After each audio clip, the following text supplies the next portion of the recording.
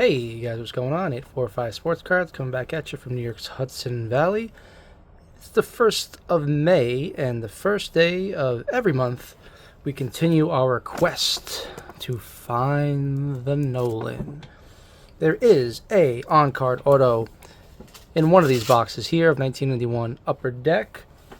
On-card auto of Nolan Ryan, blue ink, hand-numbered, on-card auto of one of the most dominant pitchers in my lifetime, certainly, and of all time.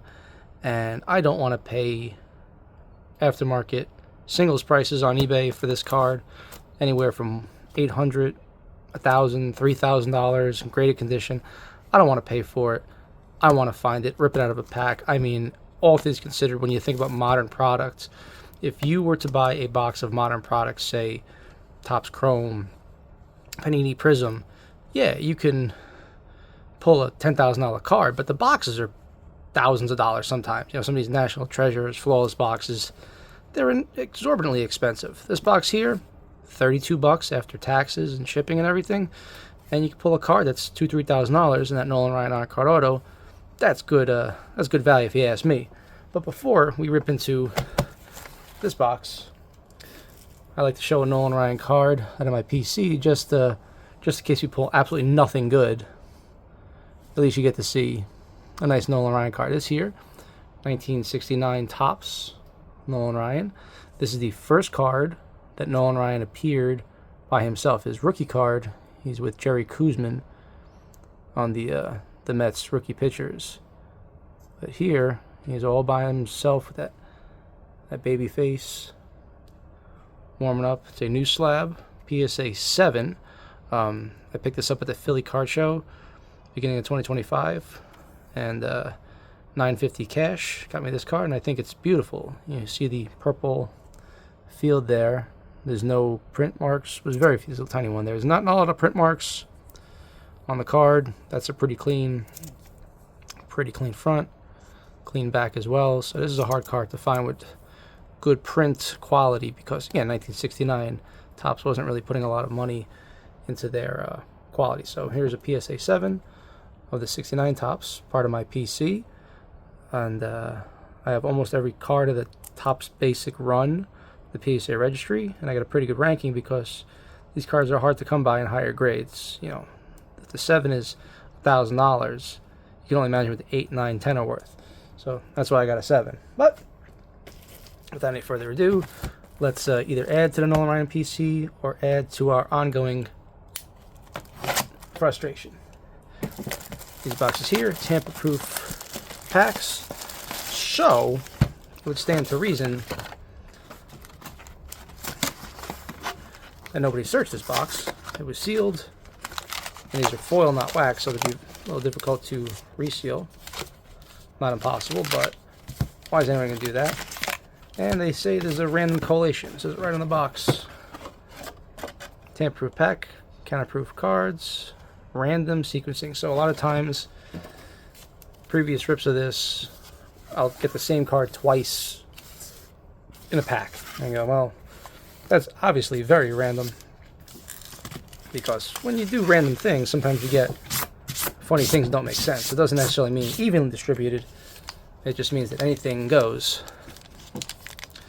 So I believe the random sequencing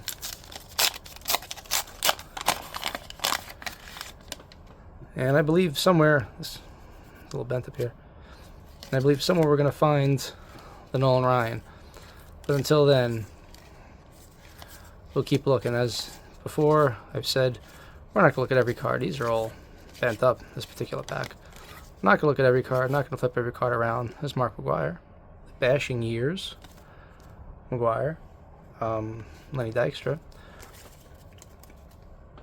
What I do with these, if the card is of a Hall of Famer or prominent player for the 1991 set, I set it aside.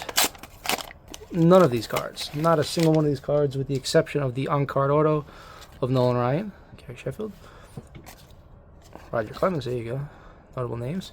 None of these cards have any value. Maybe the Chipper Jones rookie, Billy Ripken, Chipper Jones rookie, Kansas City Royals, hologram, save those. Chipper Jones rookie and the Michael Jordan short print SP1 has value. The Michael Jordan raw, 15 bucks, 20 bucks, give or take. I've pulled a bunch of those on this channel. I've sent them all into PSA with varying results. The highest grade I've achieved so far out of that card was a PSA 9. So I'm holding the 9 on my PC, holding out to get a 10. Another card I'd rather not spend $500 to buy a single when I could pull it out of a pack. Jim Gantner, Sammy Sosa, the White Sox. Before we start taking Flintstones vitamins. It is May 1st. We do this every 1st of the month. Come rain, come shine. Baseball season, basketball season, it doesn't matter. There's our boy John Kruk. Diving back to first base. If he's hitting that, it's going to the opposite way, but no guarantee of anything there. Come rain or come shine, we rip this the 1st of every month. If you like this kind of content, by all means. Now that was odd. That was odd because in prior rips, the Nolan Ryan card was always the first card. This was the second card, different collation. So there's definitely, usually is a collation to these Nolan Ryan cards and the Michael Jordan SP. They're usually the last card or the first card, depending on how you look at it. Being that that was the second to last, this is strange. But I don't know what that is. A good omen. But we'll keep ripping. We'll see if there's anything unusual about this box. Hopefully what's unusual about it is that it holds an on-card auto. That's why I keep flipping it around to see if the Nolan Ryan's in the back. Candy Maldonado with the Corey Haim in the back. That's worth a few shekels. John Schmaltz, Hall of Famer. Andre Dawson, Hall of Famer. Being that the cards themselves are not worth a lot, Schmaltz again. So we got 2 Schmaltzes in one pack. That's unusual. Keep all our cards separate. Chipper Jones worth about $1 or $2. Michael Jordan raw, 15, 20 bucks. That's all I could think of, really. As a single, nothing else is really worth much of anything as a single. So my intention is to gather up from Sierra. Collect the Hall of Famers, set them aside, Wade Boggs, and then just to make up lots, Hall of Famer lots. Because at this point, I've probably pulled, that Wade Boggs card. I probably pulled that 10 times. So is there value in one? No. But would somebody buy 10 of them for 10 cents a piece? Send me $1? Maybe. Yeah, this box is different. This box is definitely different. I don't know if it came from a different part of the country or there's some variation, but I've ripped, I think, 8 or 9 of these boxes, and haven't got a hologram in every box. That's certainly something we said. Bo Jackson. Haven't got a hologram in every box, and the card in the back is different. So something strange about this box, but it is a Find the Nolan series, as indicated by the little thing there. This box feels different. Now, does different mean good, or does different mean same old story? I don't know. We're gonna rip through and we're gonna find out. See there, the Nolan Ryan was in the back. That makes more sense. That makes sense. Maybe that one pack was just unusual. You don't get a Ryan in every pack. You should get a hologram in every pack. Ryan McRae, checklist, Milito Perez. But there's one of the insert set. Nolan Ryan. There's 11 cards, I think. I've collated about 3 complete sets of those. Again, that's going to be a eBay lot. No individual card is worth more than, say, 50 cents. But altogether, maybe the set could, that's a cool card, this is a fielder. Kirby Puckett. Maybe the full set of the inserts has value. At least that's the theory. I've sent a bunch of these cards into COM-C. As much as I love COM-C, supply and demand proves that there's so many of these cards that nobody can ask a lot. So you end up, racing to zero, trying to be the cheapest on the platform. Kevin Tapani. There's so many of these up there that even if you have there's the Ryan on the back. So there you go. Double milestone. That would not be. We're looking for the checklist. Even if you have a Chipper Jones rookie, Mike Mussina rookie, there's tons of them on that platform. So you really can't charge more than 50 cents or so for the card, and then you end up losing money. So it doesn't make sense sending the singles into COM-C. Obviously, we're not going to sell singles on eBay. Pete Harnish. The best thing I could think is collect the Hall of Famers, lot them up into big lots, Fred Lynn, and sell them that way. Now, so far, all these cards are all bent up a little bit. This box has seen better days. I'd be happy to hit the Ryan Auto, even if the condition was a little off, but obviously I'd prefer it in pristine Gem and 10 condition. But beggars can't be choosers. I've acquired these boxes from a few different places, hobby shops, where I got a bargain with the guys, eBay. I've seen people selling them for 50, 60 bucks. Ricky. There's the Ricky. Oh, that's a great card. Love that card.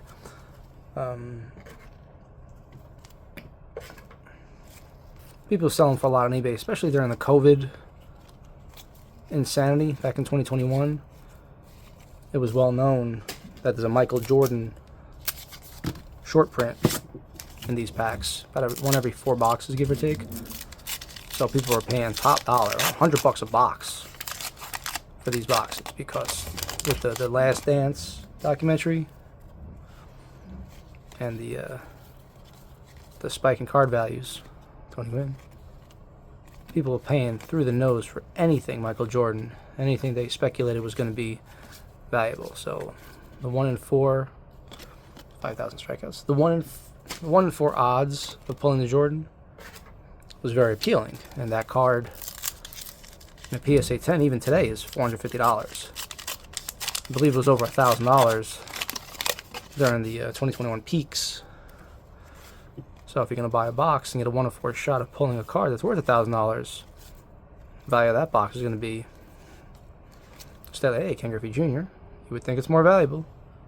It's a third-year Griffey, might be worth 80 cents. But put that in a Ken Griffey lot one day. I've opened 89 Upper Deck packs on this channel with the Slater Sports Retro Wax Box. I've yet to pack pull that rookie. That would be unbelievable. Dale Murphy, member of the Hall of Really Good. Jim Abbott, inspirational story there. And glad Charlie Hayes. Blast of the past with all these players. I remember most of these guys when I was a young lad watching baseball on rabbit ears because I didn't have cable. So if a team came in and played the Mets or the Yankees, Mets would be on Channel 9, Yankees would be on Channel 11, I believe, right? I think. Either way. Sometimes there'd be a Saturday game or a Sunday game, special game. You get to see it being in New York. You got Mets games locally, Yankees games locally. So you got a nice mix of National League and American League teams coming through. So, some one point or another, I saw most of these guys play. I remember the stars fondly. Lance Parrish, Scott Scudder. All right, this is the checklist. So this is the checklist. If there's an Encore Auto, it's going to be on this checklist right here. And looks like this card's in pretty good shape. So what we're going to do, we're going to sweat it. This would be if the Encore Auto is anywhere, it'd be on the checklist. Upside down.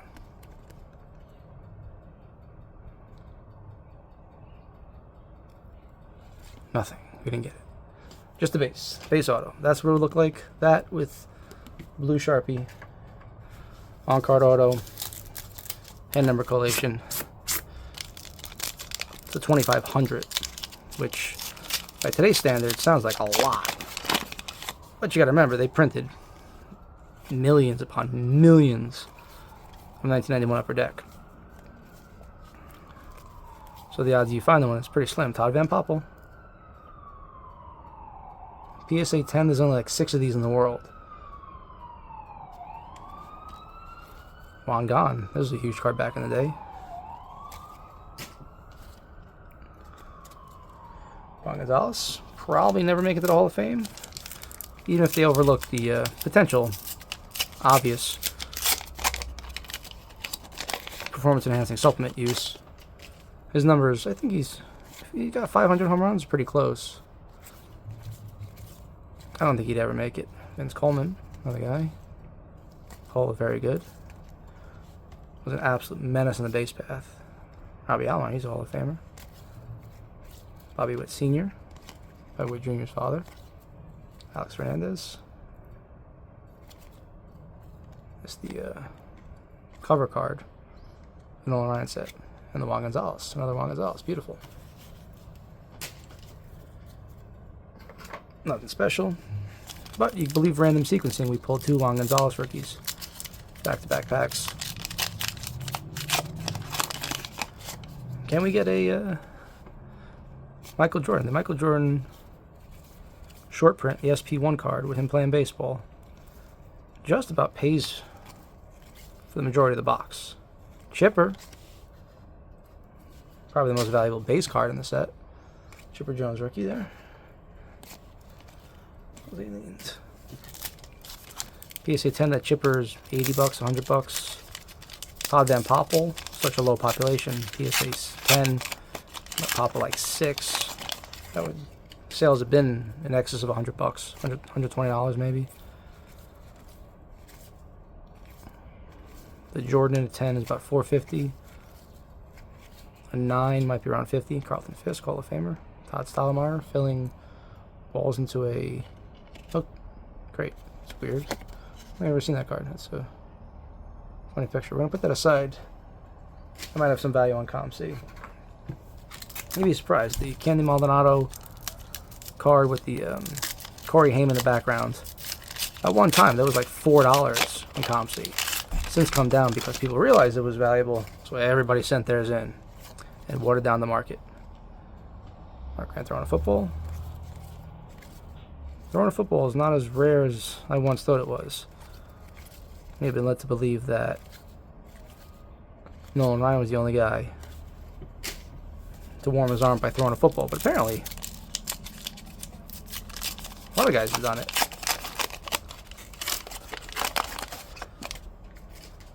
There's a card, I believe it's a 92 Upper Deck, where it's a guy catching a football. There's Dave Stewart taking a picture like he's Randy Johnson. Set that card aside too, actually. Johnny Franco, my boy. He's going to be at Fanatics Fest in September. I'm not a fanboy, but he's a local guy, Lafayette High School. I'd like to meet him, shake his hand. Larry Walker, Hall of Famer. So I've said it before on this. Again, Ryan's not on the back. It's weird. Said it before. Johnny Franco's father was a garbage man. My father was a garbage man. And they worked together in Brooklyn. And if you remember Johnny Franco back in the day, when he was in the Mets at least, he used to wear an orange t-shirt under his uniform, his Mets uniform. That orange t-shirt was a Department of Sanitation New York t-shirt. You know, in memory of his father. It's pretty cool. Kiki Jones. Kiki. Goofy pictures. Anybody who's a Dodger gets goofy pictures. This guy's a pitcher. They show him swinging a bat. And it's just such an absurd card. Look at this picture. This guy's a pitcher. Man's a pitcher, but because he's in the Dodgers, and the kid that picked the pictures and picked the design of the set hated the Dodgers. He was an Angels fan. Hated the Dodgers. Look at this picture. For a pitcher. It's absolutely absurd. Picture in the back, he looks kind of goofy. That's just him, I guess, but Tony Gwynn, there's a whole series of those. Every Dodgers player, 89, 90, 91, 92, upper deck. Every picture, they're in uncompromising positions. Made to look stupid. I forget what card is the Flame Bag of Poop card. I pulled that before. I just forget what card it is. Dutch Dalton. If I just look at all the Dodger cards, I'll see it. It's not terrible. Tim Cruz. Again, the guy, he was just playing around. Didn't like the Dodgers. He was in charge of picking the pictures, so he picked bad pictures.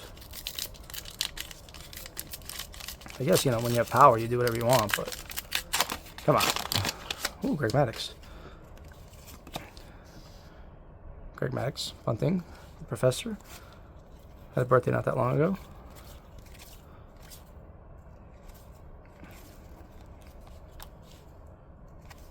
George Bell, Brett Payne, Rob Dibble once said in an ESPN broadcast. Rob Dibble once said when he was a commentator on ESPN, if Ichiro Suzuki wins the batting title, I will tattoo his name on my butt. Ichiro won the batting title. I don't know if Rob ever got the tattoo. 1990, sixth no-hitter by Nolan Ryan. Nolan Ryan, of course, 7 no-hitters in his career. No Cy Youngs. Roger Clemens, no hitters, 7 Cy Youngs. Strange, right? Nolan Ryan had a little bit above a 500 win-loss record. A little bit above. Definitely positive. Above 500, but not a whole lot. He didn't play on very good teams. He was part of the 1969 back-to-back, same card. So much for random collation. That's bizarre as hell, right? That's what they mean by random sequencing, because that wouldn't happen normally. The question is, why can't we pull 2 Michael Jordans or 2 on-card autos, right? In theory, that could happen. Random sequencing. Nolan Ryan didn't play on very good teams. He was on the 69 Mets. They won their World Series. After that, pretty bad teams. I believe he made it very deep into the playoffs. But he was consistent. Obviously, 8 up innings, as everybody did. Rob Dibble again. 8 up innings. Threw a lot of pitches. Popped 2 Advils. Came out the next day. Hit in the face by line drive by Bo Jackson, of all people. Stayed in the game. Stitch me up, coach. I'm going back in. The guy was a legend. One of a kind. You can say what you will about records that will never fall. There will never be another man like Nolan Ryan. Mike Mussina is another one of the big rookies. In the dollar range. But we like it. Maybe we'll take it. PSA 10. Oh, there's Kirk Gibson. Here's another good example of the Dodgers. You can see his bald head. You can see the cloud of dust. He looks like he's struggling. Just not good pictures.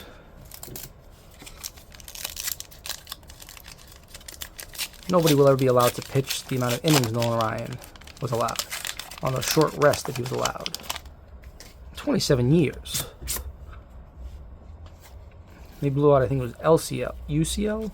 He blew out a ligament in his elbow on his next last pitch in the majors. Kurt Schilling. It's like a third-year card. I think it was his UCL, ulnar collateral ligament. Oops. Here's the 69 Mets.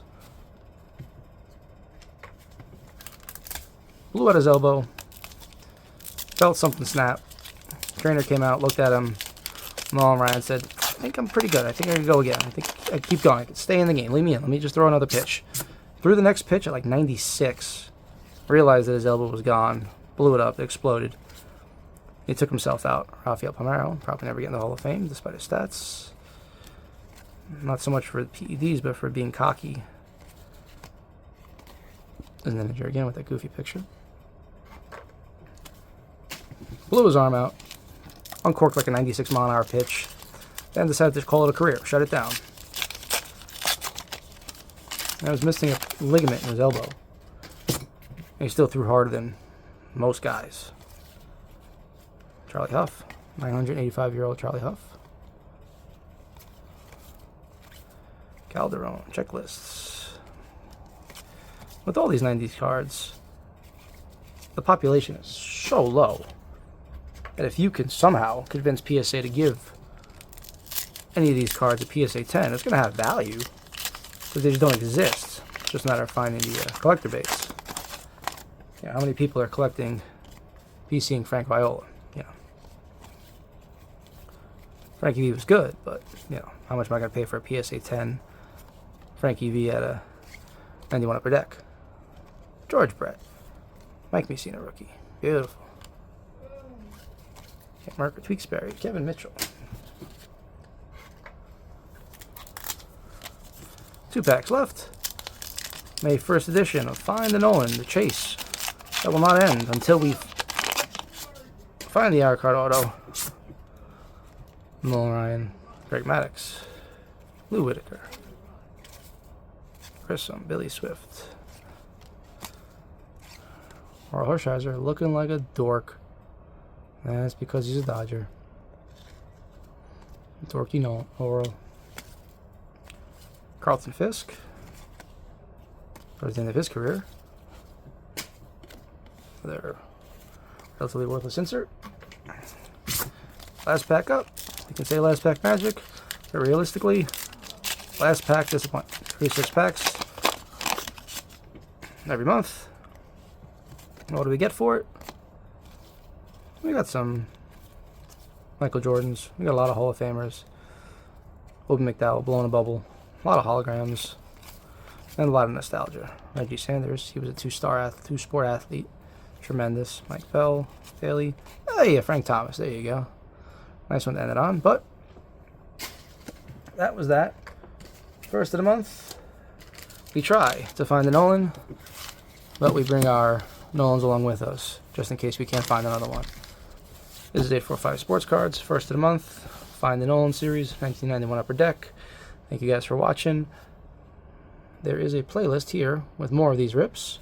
There's some other video that YouTube suggested right here, and subscribe to that Steven Quadros looking guy right down there if you like this kind of content, you want to follow along. Thank you guys for watching, and I will see you guys next time. Later.